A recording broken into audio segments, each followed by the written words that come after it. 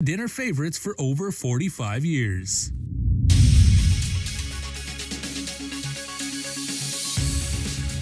Ahead on primetime, a man charged with negligent homicide accepts a plea agreement this afternoon in court. Plus, a mom and pop store in Tamuning is struck by armed robbers late last night. And the lifting of more restrictions is possible, according to the governor's Physicians Advisory Group chairman. Hafa and good evening. 37-year-old Matthew Manabusan is taking a plea deal in the 2021 death of Joshua Meno. Manabusan appeared before Superior Court Judge Vern Perez today, where he pled guilty to negligent homicide. The plea agreement calls for Manabusan to serve 3 years in the Department of Corrections, followed by 2 years of home detention.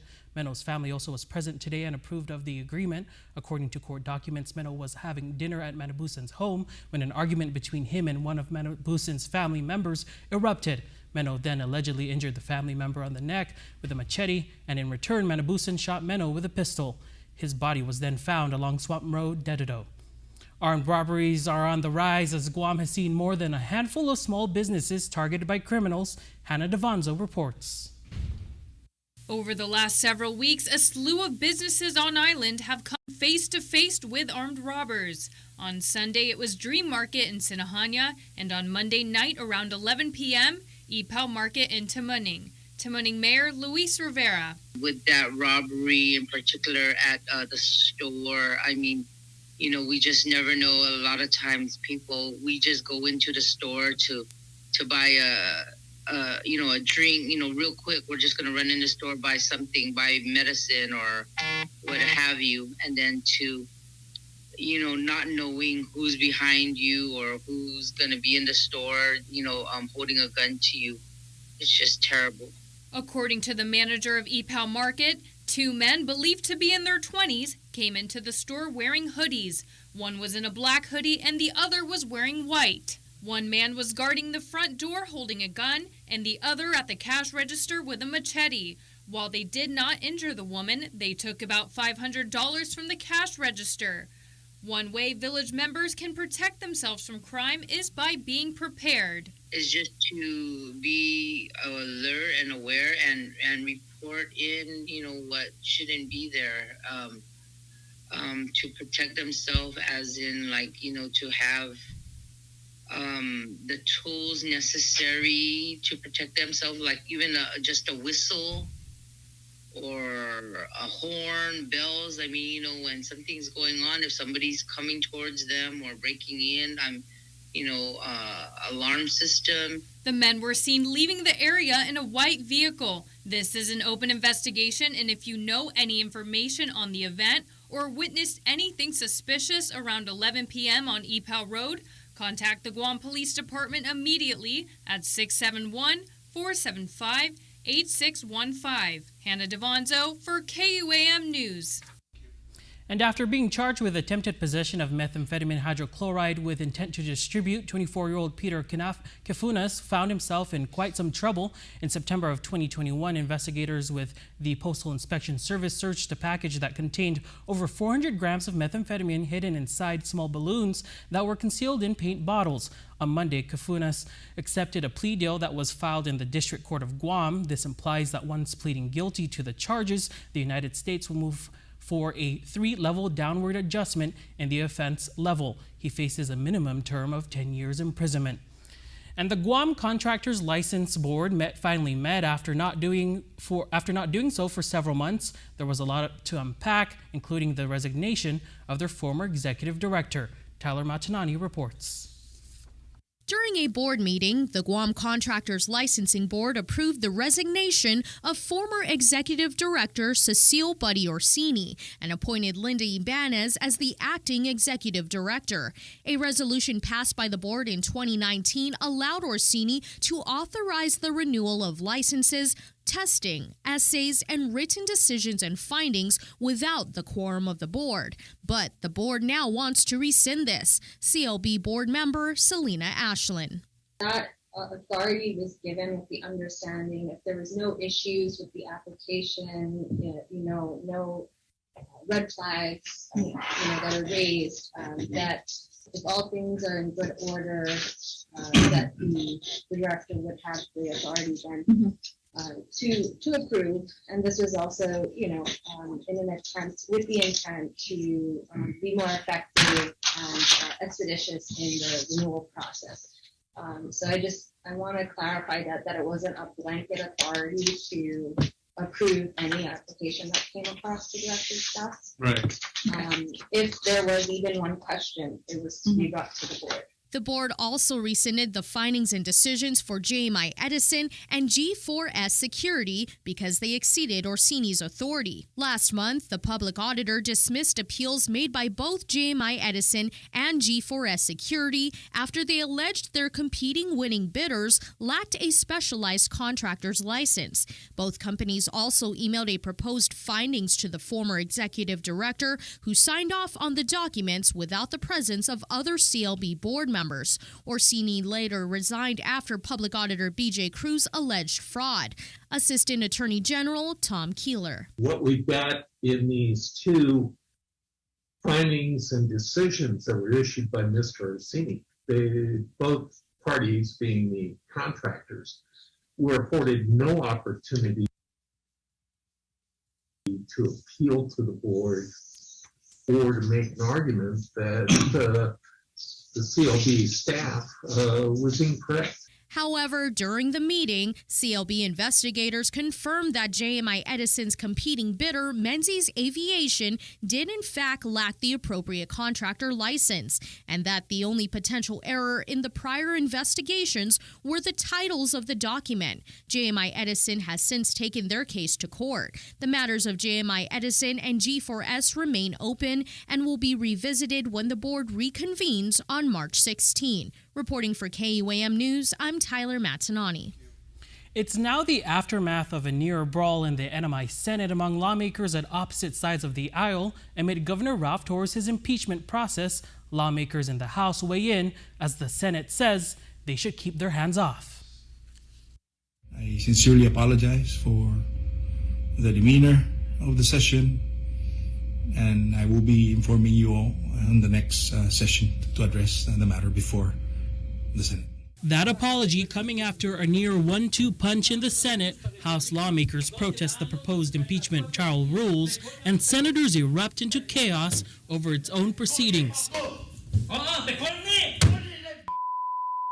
Senator Hofschneider says the Senate isn't out of bounds and the lower house should keep its hands off their authority when it comes to the playbook. House Speaker Edmund Villagomez from the left corner firing back with a response of his own. And just asking for a little more breathing room, a little more fairness, I guess. But I'm not arguing the fact that at the end of the day, it's the Senate's call on how they're going to carry out the process on their end. He isn't alone. Most public comments before the Senate's abrupt adjournment Monday came from lawmakers. Only a cheater, afraid of the rules of the game, stacked the decks with 5 aces. Democrats want rules that allow them to select the House prosecutors for the trial, equal rules for proving a burden of proof in their case, and an open forum that allows the public to comment on the rules, unlike during its adoption in a Senate Joint Committee meeting last Friday. I urge this body to make appropriate amendments to produce impeachment rules that are fair to the process and to the people. And back on Guam, although COVID cases remain in the triple digits, hospitalizations are now on the decline. Now the Physicians Advisory Group have plans on possibly lifting more restrictions in the coming weeks. Daniel Perez reports. I think we could say we're coming out of a surge and hopefully seeing the worldwide end of the pandemic and back down to a baseline. Chair of the Governor's Physicians Advisory Group, Dr. Nathaniel Berg, believes we're close to an end against the COVID-19 virus, with no new variants being reported worldwide. With that, he confirmed the PAG has been meeting with the governor to possibly ease more restrictions in the coming weeks. This week, we are looking at sort of designing a plan of loosening things step by step and watching to make sure there's no threat to the hospital. That's the big one.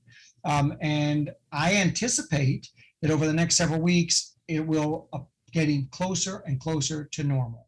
Dr. Berg added with the step-by-step approach, the PAG can determine what lifted restriction could be causing the COVID numbers to rise. As for the next possible lifted restriction, the next thing we'll be looking at is increasing the number for gatherings, both indoors and outdoors would be the next thing that seems to be okay in other communities and even isolated communities. Dr. Berg stated with each restriction lifted, the PAG is closely monitoring the COVID situation to check if it gets better or worse. Ultimately, it's the governor who decides what restrictions will be lifted next. Daniel Perez reporting for KUAM News. The Centers for Disease Control and several individual states are starting to ease mask mandates. Even the White House and Congress will be dropping the requirement for President Biden's State of the Union address Tuesday. Here in Guam, Senator Jim Moylan is asking Governor Leon Guerrero about her plans. He sent her a letter saying that while he personally has no issues about continuing to wear a mask, he believes it should be a matter of individual choice. Allow the people who wish to wear the mask, use their mask. Allow the businesses who require certain protocols, then do the certain protocols that they want. Give the freedom back to the people. Give the freedom back to the businesses. We know what's the right thing to do. We've been drilled in our heads so much already.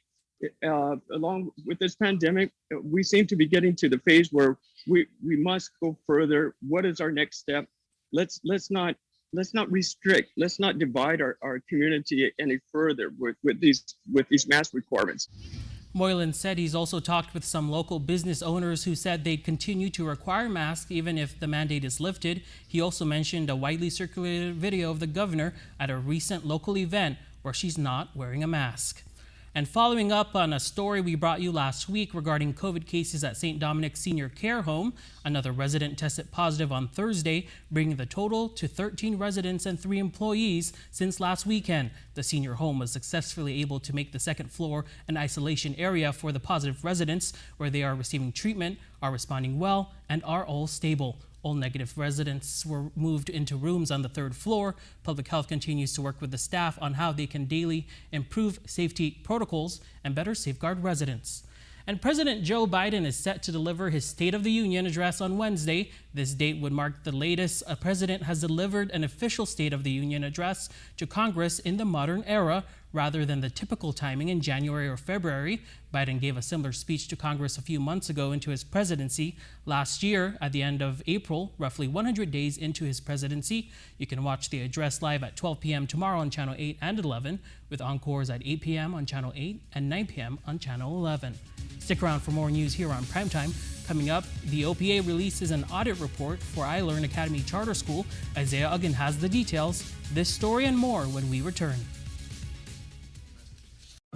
Wanna live and feel life, chase my dreams in the sky, oh, in my pursuit of happiness. Oh, oh, oh, oh, oh, in my pursuit of happiness. At Bank of Hawaii, nothing means more to us than helping you pursue your happiness. Bank of Hawaii, live your happy. Don't need a work break, keep the smile on your face. The moments you can't replace, and I'll be around. Whoa. You can count on me. You can count on me for life. Wherever life takes you, we're always here for you. Calvo's Insurance. Count on us for life. This COVID pandemic has posed unprecedented challenges for our restaurant, and like many others, we rely on our tourism and hospitality industry. We've done everything we needed to do for our employees. It was our commitment to them to keep the doors open. They're the heart of what we do, and they have a heart for service. From the beginning, our customers, our team, and our community have been the top priority. We have adopted a highly infectious disease control policy and sanitation guidelines to help our team prepare and respond to COVID-19 while keeping our doors open and maintaining our level of service. Through the pandemic, we have been able to get federal assistance and program grants to help keep our doors open within the last 2 years. Our employees have been able to get PUA, which helps supplement their loss of wages, and we are very thankful for that. If you have any questions or concerns regarding federal issues, please reach out to your congressman's office. Thank you for the unemployment assistance. Thank you for the federal funds. This ad was paid for with official funds from the office of Congressman Michael F.Q. San Nicolas. Let us know what's up on our KUAM News WhatsApp tip line at 671-727-0094. Share information about what's happening in your town on Guam or the CNMI and what you want us to know. Reach us on WhatsApp at 671-727-0094. Welcome back.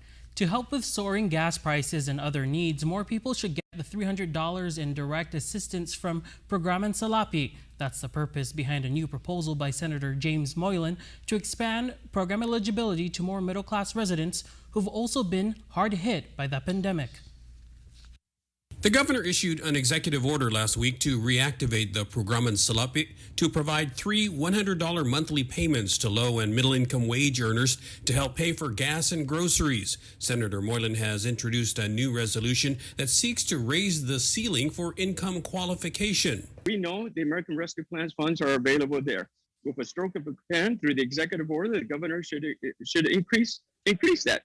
Allow the middle class to participate. After all, they're working so hard for their families. They finally got their jobs back. They're looking to support their children. They had debt just like everybody else. He estimates that about 18,000 people benefited from the original Programang Salapi. He figures the administration can come up with a new income limit and easily double the number of aid recipients. I'm sure the governor is aware of what needs to be done. And I don't want to push it too far. And as the governor wants to do it gradually, then do it gradually. Just ensure that more people are covered. Just ensure that raising the threshold to the point the governor feels is fair with whatever else that she got planned for this money. But do it now. He adds that while the legislature has no authority over the ARP money, it can push the issue through a formal resolution. It can also hold public hearings on the measure so the people can voice their support.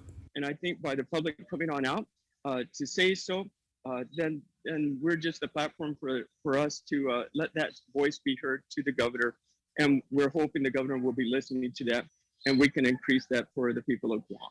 For KUAM News, I'm Nestor Lacanto.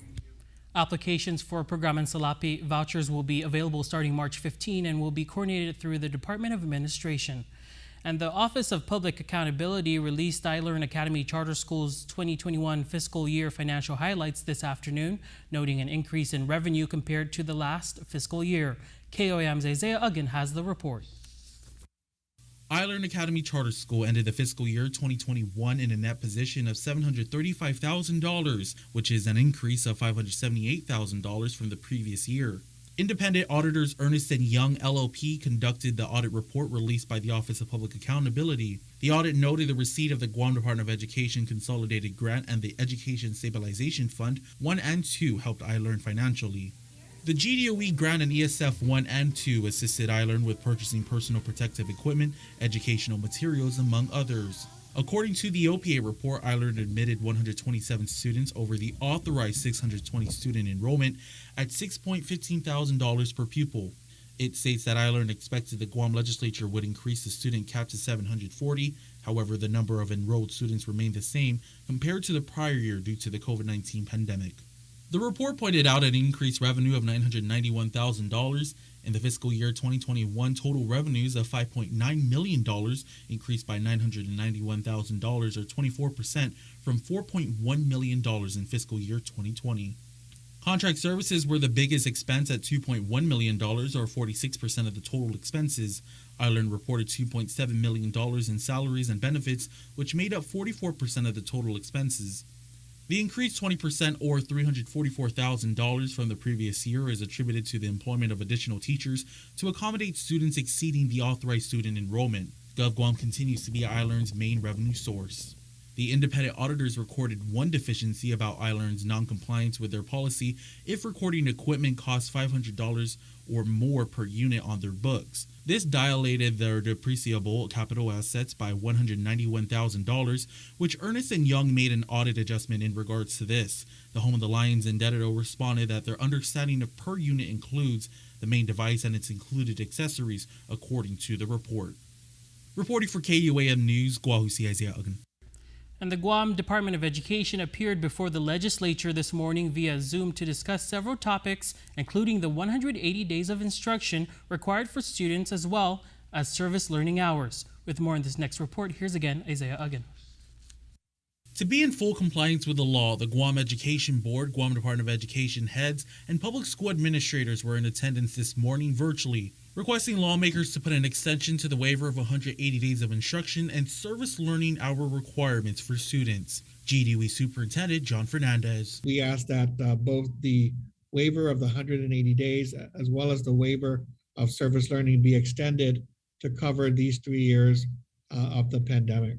Despite the island continuing to report triple-digit COVID-19 numbers, Fernandez hopes to resume normal operations next school year. Our intention really is for next school year to try to get back to a normal schedule, and we think that over the past 3 months, as we've past couple of months, as we've reopened for 5 days of instruction through the worst of the Omicron wave, we feel that and we're hopeful that we'll be able to do that. Going forward. Meanwhile, some concerns arose about how GDOE is tackling the loss of instructional time. However, GEB member Maria Gutierrez says not to worry. The survey that they conducted all by themselves, and these are for high school students, is the result came back that 63% of the students that were surveyed said there was no learning loss. But what's interesting with the comment that they also provided is, and let me just read please, although this year has been hectic, teachers have figured out how to fit almost every lessons they wanted us to learn. If such policy does not pass, some 24,000 students would have to make up at least 24 days of instruction. These are the students, they were the ones that were impacted, but they feel that they shouldn't make the 24 days. So just please consider. Reporting for KUAM News, Guahusi Isaiah Uggan. Several U.S. senators racing to extend a July sunsetting of the RECA, or Radiation Exposure Compensation Act, as a bill that would include Guam works its way through Congress. Pacific Association of Radiation Survivors Robert Celestial says the National Academy of Sciences found that Guam was eligible for compensation because the island was downwind of nuclear tests conducted in the Marshall Islands. Ever since 2005, the National Academy has stated that Guam's eligible. However, in page 199, it says that if Congress so chooses to include New Mexico and Guam. Got to read the fine print. Yes. And so we have the evidence, we have the conclusion. These are the highest scientific community that stated that Guam's eligible. However, it's up to Congress, and Congress moves very slow. If Congress fails to extend its sunset date in July, Celestial says survivors may have to seek compensation through the legal system. He also worries that other national issues may have RECA taking a backseat, so he again called on Governor Lou Leon Guerrero and Congressman Mike Sinicolas to let their voices be heard.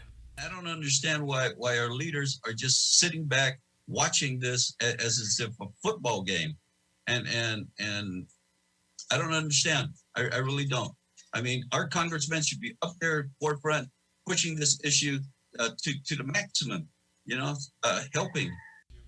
Anyone who lived on Guam for a year from 1946 to 1962, or anyone who has any of the cancers associated with downwinder nuclear fallout, is eligible to receive $150,000 and free medical care should the RECA pass.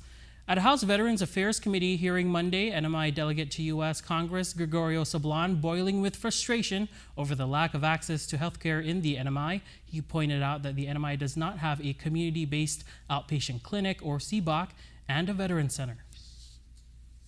You guys were talking about programs, caregivers, and HUD VAS. Those are not available in my district because VA will not put staff in my district. I've got nothing except for a fee-based doctor who's available twice a week to see 400 veterans, or almost 500.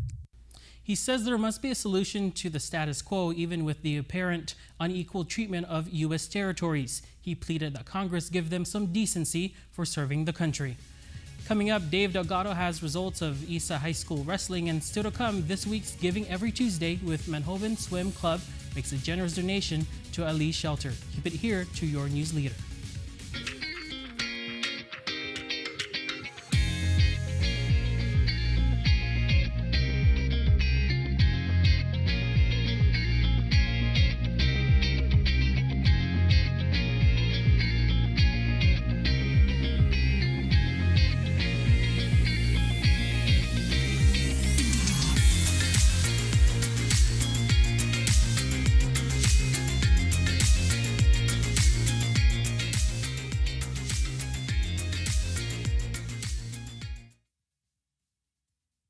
Half a day.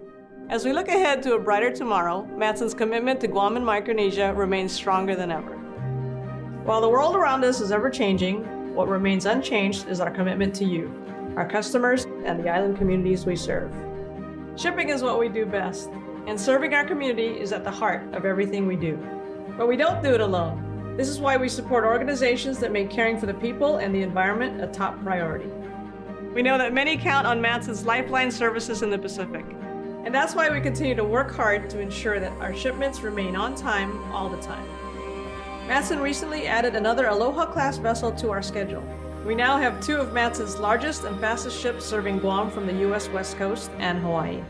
With our new state-of-the-art vessels, we stand ready to support the region's economic recovery. Thank you for the privilege of serving you for the last 25 years. And you can count on Matson to be here for the next 25 years and beyond. We all start somewhere. We start with the day. We start with him. We start with family. We start with a lesson. And the perfect wave. We start here. And here. We start at your office and your home. We start with the connections that matter the most, the ones that move us, change us, inspire us. In an ever-expanding world, personal connections are what tie everything together, what ties us together. We all start somewhere. At GTA, we start with you. It's beautiful. It is, right, baby?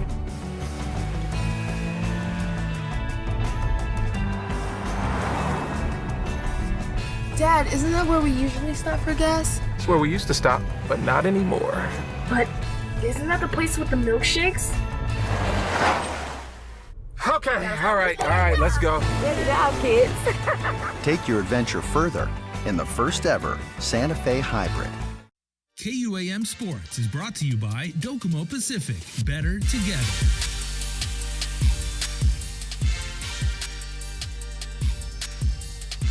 UOG returned to the baseball diamond after 20 years. The Tritons celebrated their 70th anniversary with the opening of the Tritons Baseball Invitational at the Paseo Stadium. UOG, Dodgers, Amigos, and the Junior Nationals are all competing in this year's event. Coach Roque Alcantara Jr. leads the Tritons. Alcantara said, "I am glad that we are able to relaunch our UOG baseball program, and I'm grateful for our student athletes, UOG administrators, and our partner sponsors." The Tritons scored 3 runs in the bottom of the first against the Dodgers, 1 in the 6th and 1 in the bottom of the 8th, coming up short, losing 6-5. Dodgers starting pitcher Freddie Cepeda recorded 2 strikeouts. RJ Joe got the win with 6 strikeouts. Triton starter Aaron Guitar also recorded 6 strikeouts in his team's losing effort. In other games, the Junior Nationals defeated the Amigos 10-8, while the Dodgers picked up the win over the Junior Nationals 11-9 in round-robin play. Switching over to some rugby, the Clutch Super Sevens rugby tournament sponsored by Heineken Light wrapped up play over the weekend. In the women's division, HP Squad was the last team standing, winning this year's tournament. On the men's side, Paratotu walked away champions of the tournament. For us, this is a great opportunity. The game of rugby, at least at the adult level, hasn't been played in over 2 years. And for us to be able to come in and contribute in a big way is really big for us. So we're really happy with the turnout and the community coming together after 2 years. As spectators, as people from the rugby community say, man, it was really nice just being out here. We want to give a huge shout out to IBD Guam, Heineken Light and UOG for allowing us to put this event together. So thank you guys. The Guam Football Association Football Events Department announced March 12th as the planned opening day of the Triple J Auto Group Robbie Weber Youth Soccer Spring 2022 events, following a recent meeting with the participating club representatives. To register to play, parents must first register their child or children with one of the 13 participating clubs. A list of participating clubs and their respective representatives, as well as the full registration process, is available on GFA's website. KUAM Sports is brought to you by Docomo Pacific. Better together.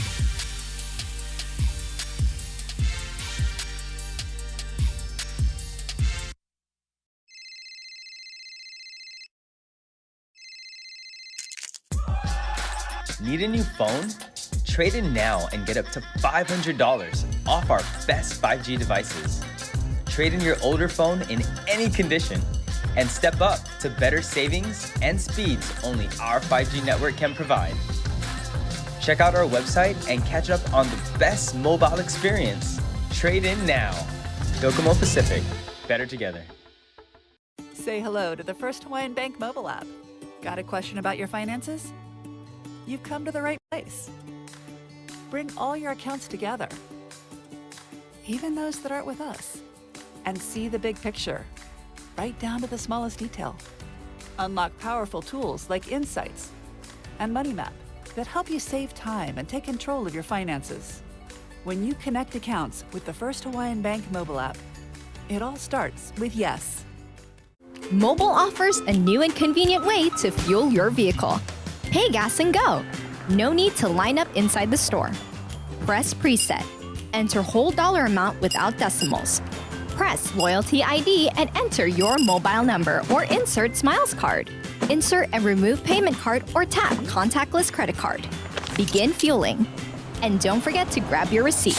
Pay gas and go. It's that easy.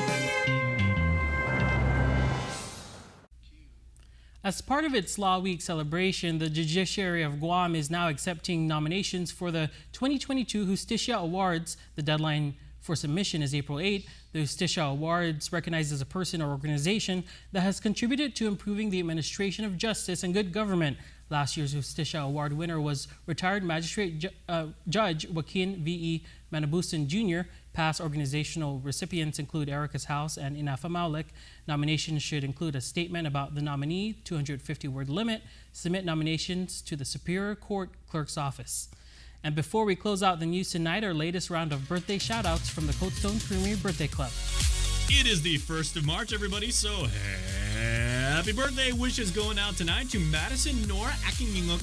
Happy double-digit birthday, and we hope you have an amazing day. Madison is a leap year baby. Nice. You are loved more than you'll ever know, your shout-out says. We love you so much. From your families in Wisconsin, California, Florida, and of course, here on Guam. 671. Happy birthday, Madison. I love leap year birthdays. They're awesome. Isaiah Thomas Chargaloff Mendiola. Happy birthday to our Isaiah. Your family is sending you all their love, their pride, and their support. And belated birthday wishes going out to Dolores Pangilinan Lole. Happy 77th birthday, Grandma and Nana. We love and appreciate you. Love all your grands and the great-grands. Man, these are 3 amazing Guamanians, and we are so proud to have them as part of our island family. We celebrate each and every one of them. So Madison, Isaiah, and Dolores, we wish you all the best today and every day. For tonight's Giving Every Tuesday feature, a group of youth swimmers hold a drive to benefit the Ali shelters. Joan Uggan Charfris has more.